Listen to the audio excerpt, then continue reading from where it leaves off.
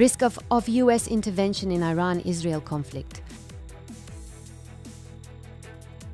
Fire of the Pen, marking the journey of dedication and inspiration of Nghệ An journalists.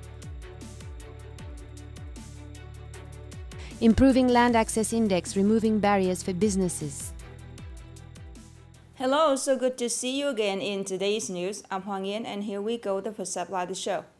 The U.S. media reported that the President Donald Trump has approved the U.S. attack plans on Iran, but hasn't made final decision. He was waiting to see if Iran would be willing to discuss ending their nuclear program or not. You don't know. I may do it. I may not do it. I mean, nobody knows. The news of the attack plan approval was first reported by military advisors during a meeting in the White House Situation Room. Trump hopes that leaving open the possibility of the U.S. participating in Israeli-led attacks will create pressure to force Tehran to abandon its nuclear program. However, U.S. officials emphasize that no decision has been made. In his latest interview in the Oval Office, Trump called on Iran to surrender unconditionally, but emphasized that he still left open the possibility of resolving the crisis through diplomatic means. Russian President Vladimir Putin on Thursday cautioned Germany that Moscow would consider it to be directly involved in the war in Ukraine if Berlin supplied Kiev with Taurus cruise missiles.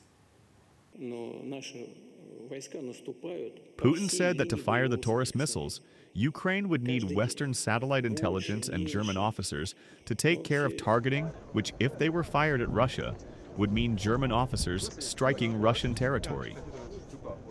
Putin added that even if Germany did supply the missiles, it would not change the final outcome of the war in Ukraine, adding that Russian troops were advancing in all directions.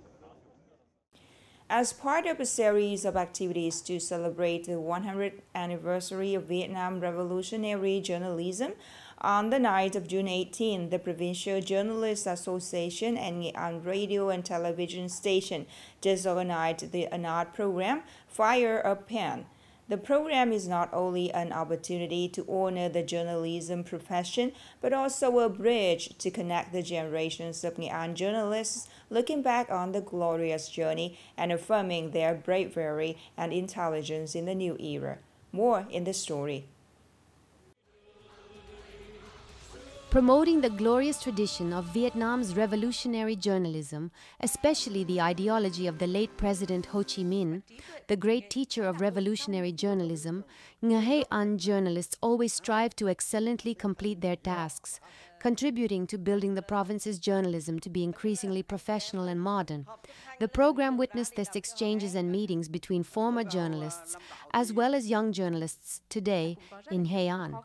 This is not only an exchange program, but also a bridge connecting the past, present and future of Nghệ An journalism, a journey of dedication and inspiration, demonstrating the unceasing dedication of journalists in the homeland of President Ho Chi Minh. Upcoming are some updated news. Central Nghệ An province estimates to welcome 6.2 million tourists in the first 6 months of 2025, marking a significant increase of 113% year-on-year. Total revenue from tourism activities is projected at over VND 7.3 trillion. In order to create a highlight to attract tourists to the locality, since the beginning of 2025, Nghệ An has conducted various activities to promote its tourism, including a national Lotus Festival, Kua Lo Tourism Festival. In addition, the province targets to serve another 6.2 million tourists in the second half of the year, including 135,000 international holidaymakers. Total tourism turnover for the whole year is expected at VND 11.9 trillion.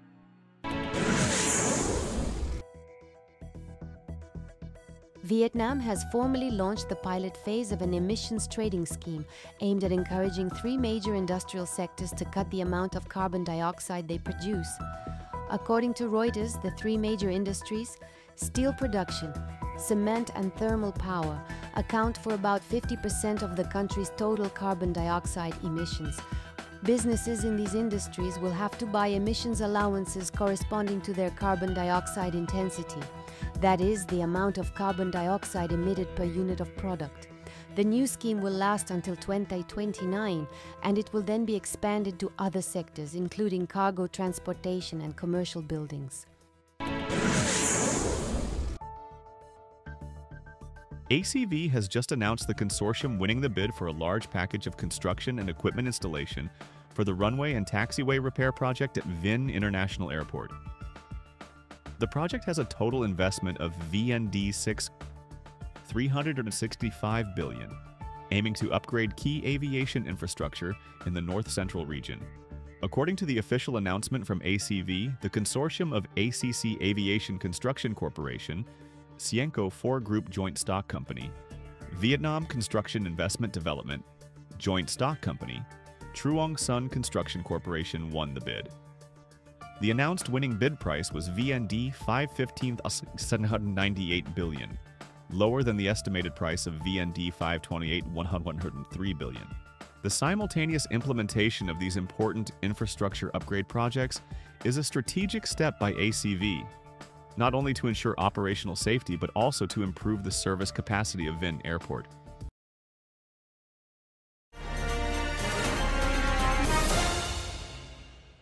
Land is a key resource to attract investment and expand production.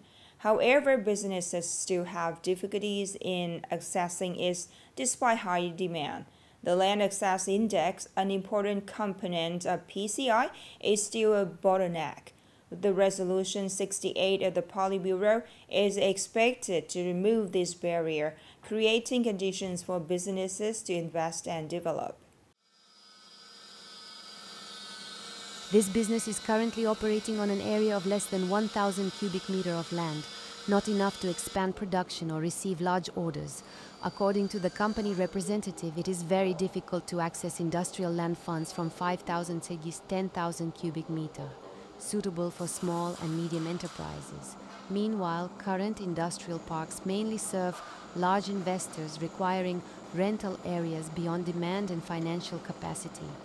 High costs of land rental, infrastructure, and ancillary services also make it difficult for businesses to invest synchronously and optimize costs. Legal procedures related to land rental module purchase are still complicated and lengthy, affecting the progress of investment in new machinery and factories. According to the representative of Vichy Nghệ An branch, the overlapping situation in planning, lack of transparency, and lengthy administrative procedures make land access an obstacle course. In addition, the change in the province's land price framework is still not really suitable.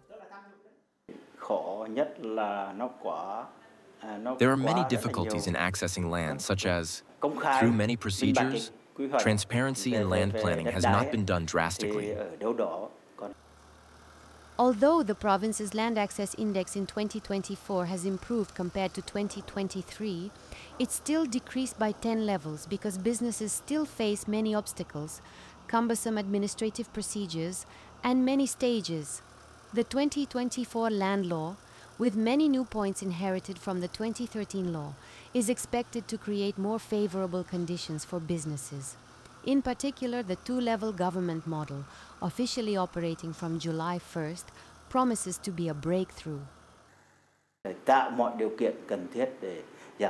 Hopefully, the new land law will create all necessary conditions and minimize all administrative procedures so that businesses can access land more easily, transparently, and effectively, thereby reducing unnecessary time and costs. One of the key tasks of Resolution 68 of the Politburo is to create conditions for the private economy to access land and production premises. This is not only a matter of improving the ranking index, but also demonstrates a commitment to accompany businesses. When barriers are removed, businesses have the conditions to expand production, contributing to promoting sustainable economic development in the locality. The last story ended our program today. Thank you so much for your attention. Goodbye and see you later.